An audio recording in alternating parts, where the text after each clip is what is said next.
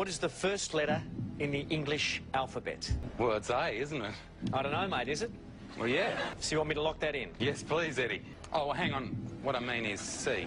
First you said A, and now you want to change it to C. Well, what do you want me to lock in? The answer is A, so lock in C. C, A. C, A. I need an answer, mate. Lock in A. So that's your answer? Yeah, A is my answer. So you locked in C?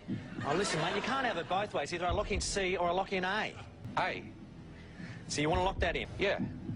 A, as in C. Mate, are you trying to be a pain in the ass? No. Well, can you just give me the straight answer so I can lock the bloody thing in? The answer is A. It's locked in. So you locked in C? Shut up. What is the first letter in the English alphabet? You said A. Meaning C.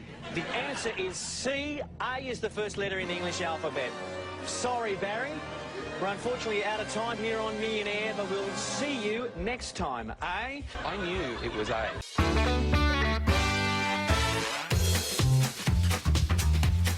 It's Breaking the News with Des Clark.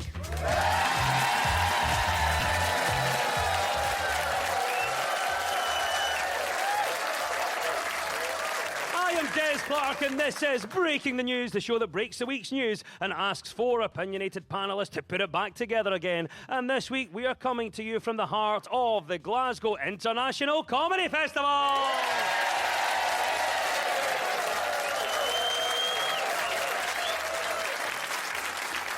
As always, I'm joined by four fantastic comedians. On my right, we have Tiff Stevenson and Billy Kirkwood. And up against them are Janie Godley and Chris Thorburn. In the news this week, Indonesia is investigating a local airline after both pilots were found to have fallen asleep for 28 minutes mid-flight. The incident came to light after passengers raised the alarm and the pilots tried to hit snooze. Diane Abbott has accused the Common Speaker of failing democracy by not allowing her to speak during a debate focused on racist and misogynist comments about her. Sir Lindsay Hoyle has since apologised for his mistake, saying, "I'm very sorry, I thought she was in the SNP." And several frog species are being threatened by France's appetite for frogs' legs. EU experts have warned. French Ambassador Philippe Henry refuted the claim, saying it was based on lazy stereotyping before storming out in a berry to seduce his best friend's wife. Right, you've met the panel. Let's crack on with round one.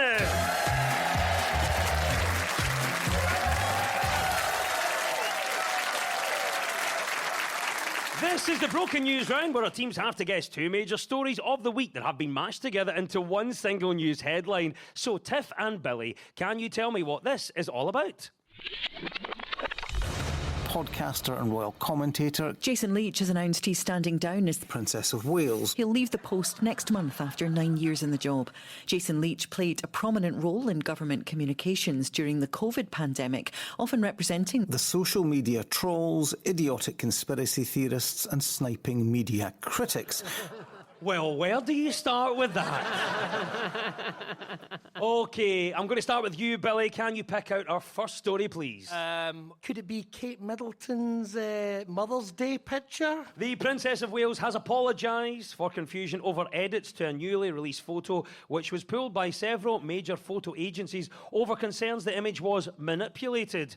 It's now being questioned whether Kate may have photoshopped previous official royal photos, such as last year's family holiday to Jurassic Park. It's not the only one, though, because I found out about a controversial photoshopping that had taken place in the past. You remember when the Queen had tea with Paddington Bear? Billy. The Queen wasn't even there! Tiff, what do you think about this then? This story's been everywhere. What is actually going on? We're already running all the scenarios like, is she's Henry VIII's wives? Is she divorced, beheaded, died, divorced, beheaded, alive? We don't know what's going on because she hasn't been seen. We want proof of life. We want this week's Grazia and her thoughts on the celebrity Big Brother evictions. That's what we need. And supposedly, if you're in Associated Press, you're not supposed to put out images that have been digitally altered. I guess that's one of the other questions as well, is like, what's going on? How come everyone printed this photo when there's like cloned hands and bits of clothing missing and everything else. So, yeah. It's weird, I'm even in the picture. You look lovely in it, Janie, I have to say. A suit a wee Fair Isle sweater. Is it you at Troon? Talk to me about this then, Janie. Can we sort this out? What do you think's actually going on here? Obviously, it's just fan the flames of where is Kate. I genuinely hope Kate is working at a Little Chef in Middlesbrough. I hope that's what she's doing. I hope she's went, you know what, I'm sick of all this. See your wains and your hussies and your horses and your dugs and everything else you've got. I'm done. I hope she's put on a tabard and headed to the Little Chef. Oh, that sorts it. Chris, one of the biggest stories of the year, it still rumbles on, but what is going on here? Well, I think, the simplest explanation is almost always the correct one. So everybody's fixating on, one of the arms, like the sleeve, looks like it's sort of disappearing. Obviously, in the time that Kate's been missing, she's travelled back in time. She's altered the past so that our parents never met. Now the space-time continuum has been irrevocably altered, and the children are disappearing. That's what's happening. I mean, I'm sorry, but if the royal family were genuinely any good at Photoshop, you don't think Andrew would have been all over that? So, you can fix that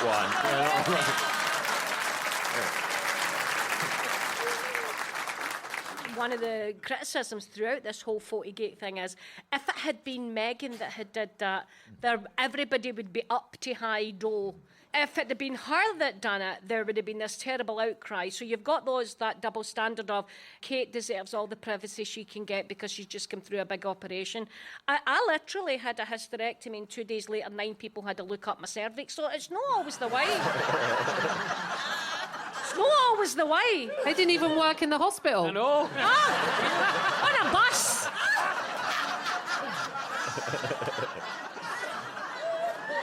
Oh, dear. We were, of course, talking about Catherine Middleton and Picturegate. Yes, Kate Middleton's recent lack of public appearances has finally been explained. As it turns out, she spent the last few weeks getting her HND in Photoshop at Cardonald College.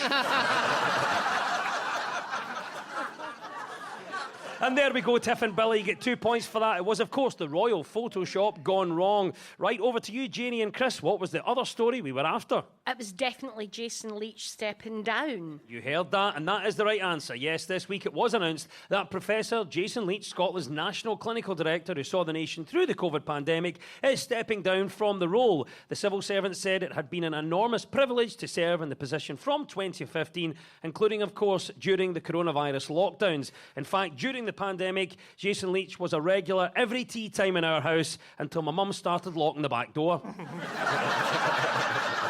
Hey!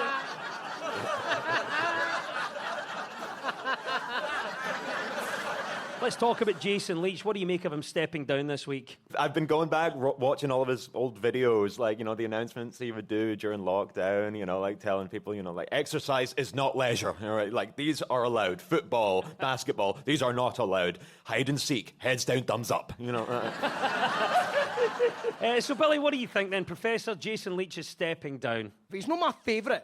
I mean, everyone had their favourite kind of scientific advisor. I used to love a Chris Whitty when he would turn up because he was always a good laugh.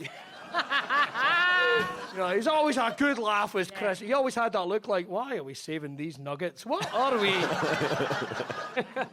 Tiff, what about you? What do you make of Jason Leitch stepping down, Tiffany? Well, I like when they announced it. They said the qualified dentist who's worked for the Scottish Government since 2007. And I was like, I'm glad they told me he's qualified. Yeah.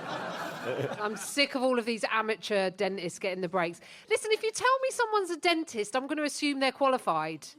I'm going to assume they're not tying a piece of string around a kid's tooth and onto a doorknob to pull it out. Well, Jason Leitch was a big figure in our lives about 4 years ago or so. Will he be fondly remembered? What do you think, Janie? Will he be fondly remembered? I don't know if it's fondly, but I think people have that image in their head of when we had the pandemic, and there was Nicola, and there was Jason, and there was always that guy who come on the news, like, are we allowed to fly a kite every second Wednesday? There was always some bam with a stupid question. Like, I've only got one roller skate, I'm allowed to put my 1 foot in it on a Tuesday. I think we'll think back fondly and remember those bits. I remember there was a point, like, in the height of lockdown when I got a text from my friend who just texted me saying, like, is it just me or is Jason Leitch a bit sexy? And I was like, oh God, we need to reopen the schools. I had those taxis. I had a couple of folk went all out on Jason Leitch during... No, old Leitchy. Like, I've got his action figures, of course. I think I will remember anyone fondly in comparison to Boris Johnson during that time period. Yeah. Like, I literally remember watching it. I came up with a new term for him, actually. You know how he would get up on the podium, but you know how he purposefully, like, messed his hair up before going on camera to tell yet more misinformation? I started calling that mopaganda.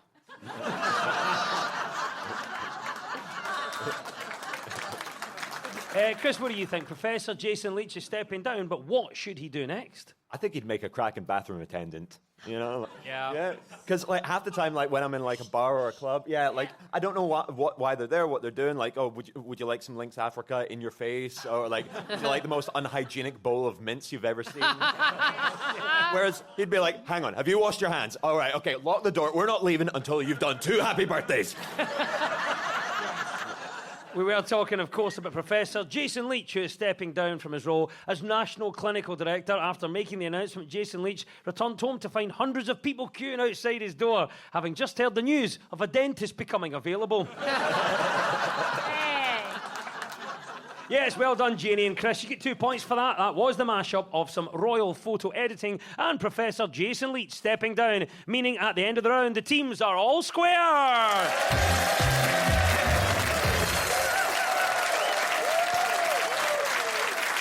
Now, much of our news is about public opinion, so to find out what stories people are talking about, we spoke to 2 friends of the show, broadcaster and actor Grant Stott and BBC Scotland reporter Hope Webb. So, Janie and Chris, what do you think our Grant is on about here?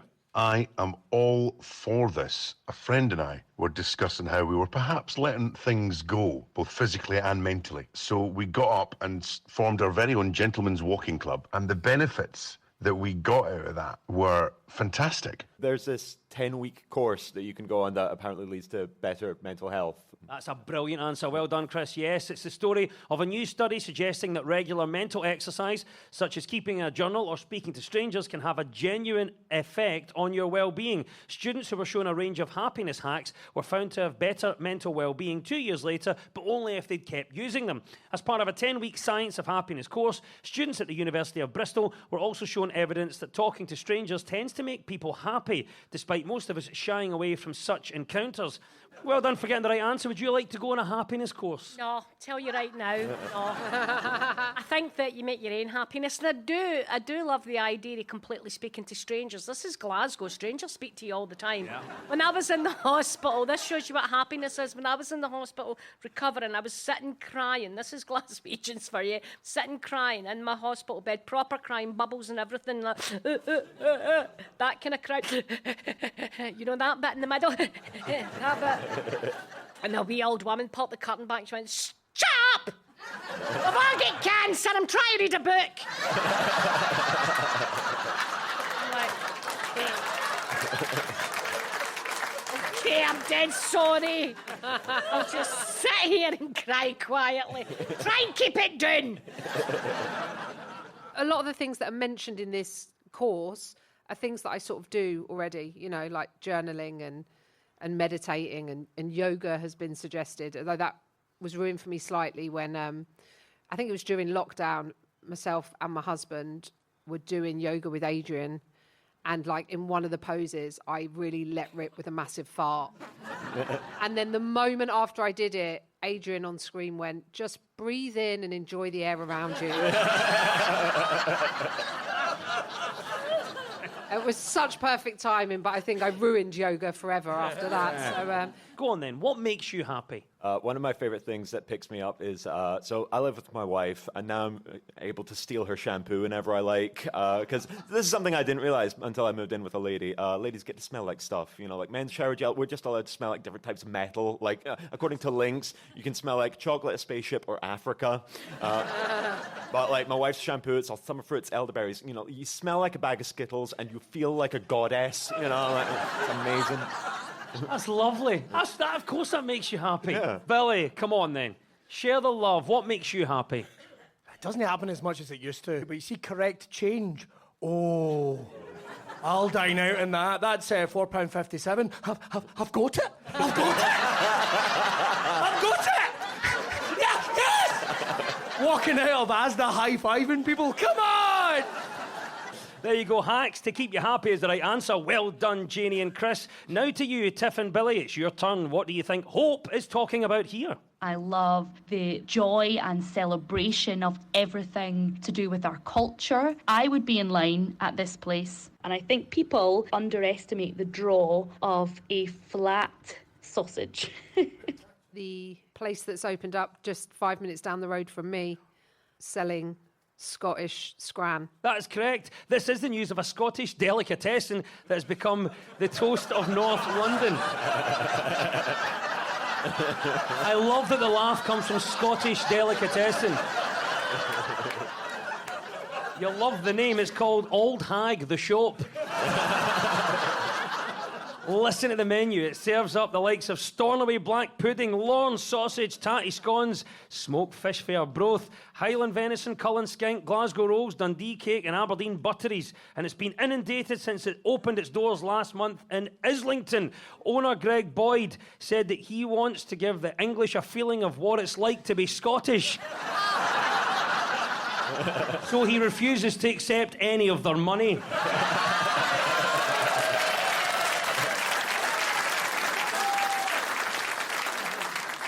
I love this. Tiff, well done for getting the right answer. I mean, it's. I'm not surprised at all because we've been sort of saying for ages, how come there isn't any? There was like a Scottish Italian that opened near us, Ferry, which is perfect because my husband is Scottish Italian. He's passionate, doesn't like to talk about it.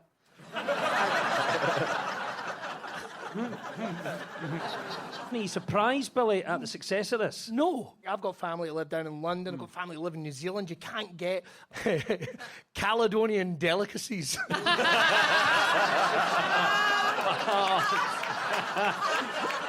That's what my husband says, trying to tempt me into the bedroom. Why we look at the Caledonian delicacies. I'll bring Janie in here. Are you surprised, or could you think, yeah, I could see that working? Absolutely see it working. I'll tell you what, see if they sell a piece in mince. I'm moving in.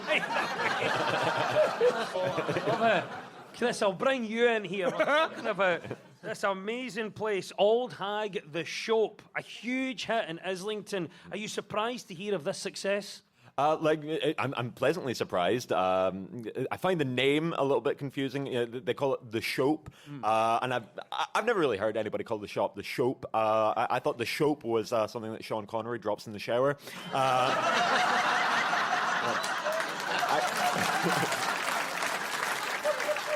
It's a big success in London, and well done to the people behind the Shope. It is storming it there in Islington, representing Scottish cuisine. Of course, people claim Scottish cuisine is unhealthy, but my granddad ate it every day, and he made it to 97. It's not that impressive. He was born in 61.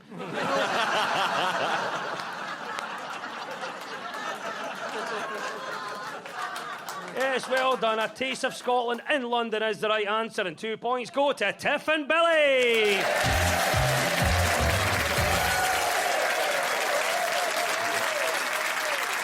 You're listening to Breaking the News from BBC Radio Scotland with me, Des Clark. Now, this round is all about who's in the news. I will play you a clip of a mystery person. All you have to do is tell me who it is. So, Tiff and Billy, you're first this time. Who is this? Don't want to complain. You know, I've had a really, really great time, and I've, achieved so much and had, really, really brilliant experiences. But I do feel like I've been misrepresented in lots of ways. This is Lily Allen. This is musician and actress Lily Allen, who said that having children ruined her career and rejected the idea that people can have it all. When asked on the Radio Times podcast if she had to rethink her career strategy after having children, Allen replied, "I never really have a strategy when it comes to career, but yes, my children ruined my career," adding, "It really annoys me when people say you can have it all because, quite frankly, you can't." But is Lily Allen right then? Do you have to choose between a career or kids? I don't know. I think she's just moaning for moaning's sake. I mean, we've all had those days where you turn and go, those Waynes, oh my God.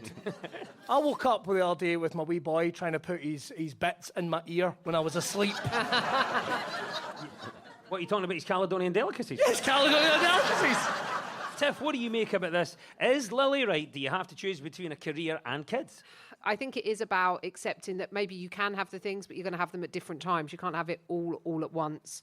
But also, what's frustrating about it is it has like kind of launched into this debate, and no one's going, can men have it all?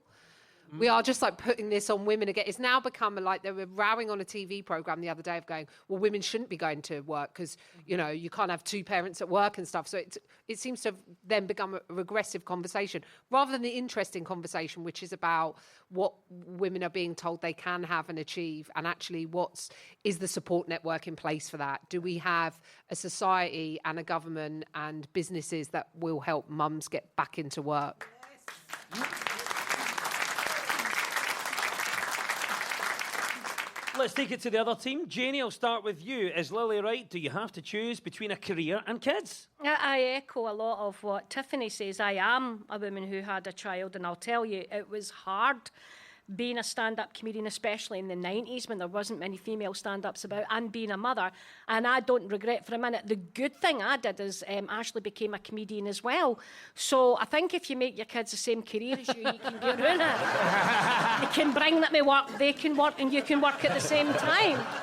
But yeah, it does feel a wee bit slapping women down, and I know that there is men listening saying, no, I take full responsibility for my child the way my wife does. Yeah, if that was true, you wouldn't have time to have another family in another town.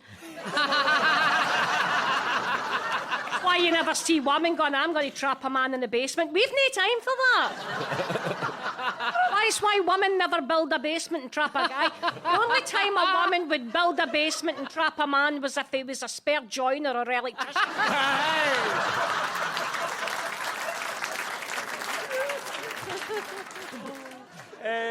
Chris, I'll get your thoughts on this then. You've heard what Lily Allen has said. Do you think Lily Allen is right? Do you have to choose between a career or kids? I don't think you need to choose between having like a great career and having kids. I mean, look at me. I chose neither. Very well. Well done, yes. 2 points to Tiff and Billy. That was Lily Allen. Right, it's over to you, Janie and Chris. It's your turn. Who is this and why are they in the news? I was so amazed by Ryan and what he was doing, and that number just blew my mind, and I was right there, and I just was going for it, and, you know, things happen. Is that recent Academy Award winner Emma Stone? That is Emma Stone. On Sunday, she was awarded the Best Actress Academy Award for her role in Scottish-inspired film Poor Things. Two of the nominees for Best Picture were American Fiction and Anatomy of a Fall, which are also the respective campaign slogans for Donald Trump and Joe Biden. Chris, well done in getting the right answer. We were hearing from Emma Stone there. Were you pleased to see her win the award for Best Actress for a second time? I really loved Poor Things. I thought it was a fantastic film. Like the original novel by Alistair Gray is based in Glasgow, which the film isn't. And this is a film about the body of a dead woman with the brain of a baby who becomes a sex worker in a retro-futuristic past. But we can't set it in Glasgow because that would be weird. Billy, I could hear you agreeing with that. Are you pleased to see Emma Stone win for Best Actress a second time? Yes, she's an amazing actress. The only thing that bothers me, though, is how people react to a second-time Academy Award winner. Because sometimes they act like, you know, when you go to a raffle and someone wins a second prize? And like, they're all kind of like going, pat it back. You're like, no! I'm taking my Malibu and my Africa Link set. Thank you very much. It should have been me. Oh. I'm serious. I was in a film about a killer sloth I saw it, Slaughterhouse. Yes. It's on Paramount Plus. Yeah, you can watch it, right? It's had no nominations. What? It's incredible. Hang on, this isn't a joke. It's an American... It was out in the cinemas in America. Called? Welcome. Slaughterhouse. Like Slaughterhouse, but Right. with a sloth. And I just think the sloth should have been in there for Best Actress.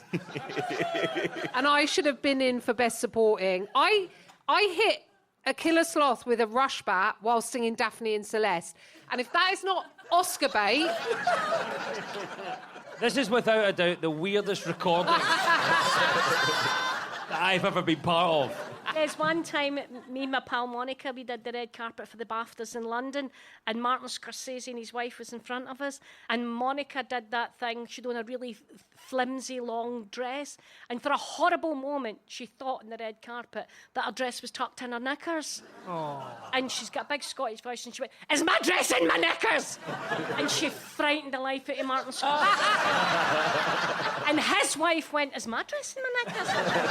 And then Judi Dench went, "Is my dress in my knickers?" She caused a panic. No. Of all these A domino women, effect. Yeah, all feeling the backs of their legs. Christopher Nolan's blockbuster Oppenheimer had triumphed at this year's Oscars, taking home 7 awards, including Best Actor for Cillian Murphy. Murphy revealed that although he's made 6 movies over the years with Nolan, he still hasn't got to meet any of the sisters.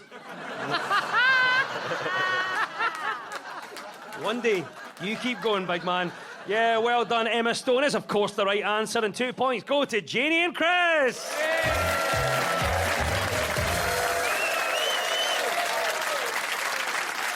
And it's time now for our final quickfire round, which is all about deciphering the numbers in the news. I will read out a headline. All the teams have to do is fill in the blanks. So get ready, teams. When we run out of time, you'll hear this. I'm very glad to see people winning. That's Sir Keir Starmer there, winning £10 on a scratch card. Oh, the best. Right, here we go. Fingers on buzzers. What reduces anxiety by 10%? Janie. Masturbation. Is the wrong answer. But keep it going, we might get there. What reduces anxiety?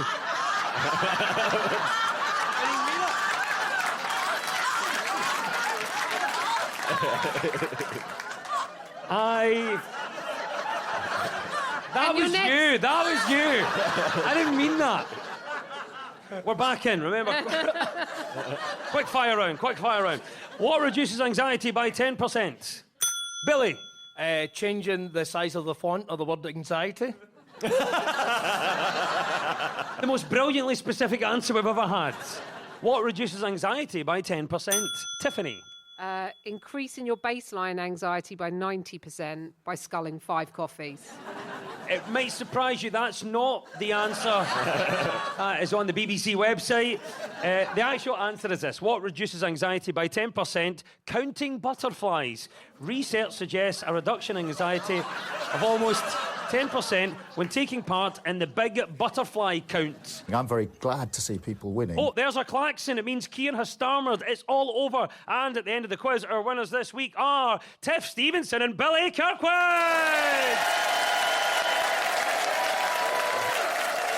And commiserations to Janie Godley and Chris Thorburn.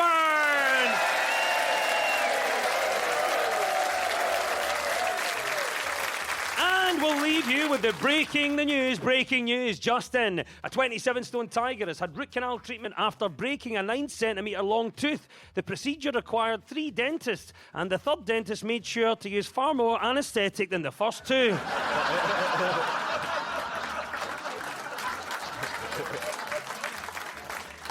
Journalists at STV are set to go on strike over pay after talks with management broke down. The journalists are preparing their chants for the picket line. What do we want? Better pay. When do we want it? Right after the break. And Queen Camilla has been immortalised in plastic with her very own Barbie doll. The Queen said she hopes the doll will inspire little girls to dare to dream that they too could grow up to one day wreck the first marriage of a future monarch. The news is broken. I've been Des Clark.